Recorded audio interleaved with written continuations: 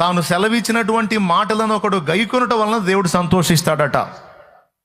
దేవుణ్ణి ఎలా సంతోష పెట్టగలమంటే ఆయన ఆజ్ఞలను గైకొనుట ద్వారా, ఆయన చెప్పిన మాటను విని దాని చొప్పున నడవటం మొదలుపెట్టుట ద్వారా మనల్ని బట్టి దేవుడు సంతోషిస్తాడు.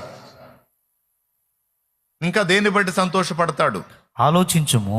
గమనించు, ఒక నిమిషం. ఇందులో ఒక అంశం ఉంటుంది, ఎవరైనా రాసుకోవచ్చు, ఇది ఎక్కడన్నా మీరు మాట్లాడడానికి కూడా ఉపయోగపడిద్ది.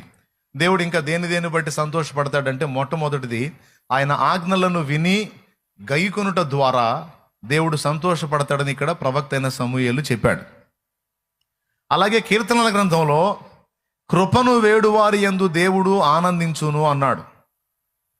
అర్థమైందా? తన నీతిని ప్రదర్శించేవాడి యందు దేవుడు ఆనందించడు, కానీ దేవుని కృపయే గొప్పది. నేను నీతిగా బతికినప్పటికీ మా నీతి క్రియలన్నీ మురికి బట్టలు తండ్రి, నీ కృప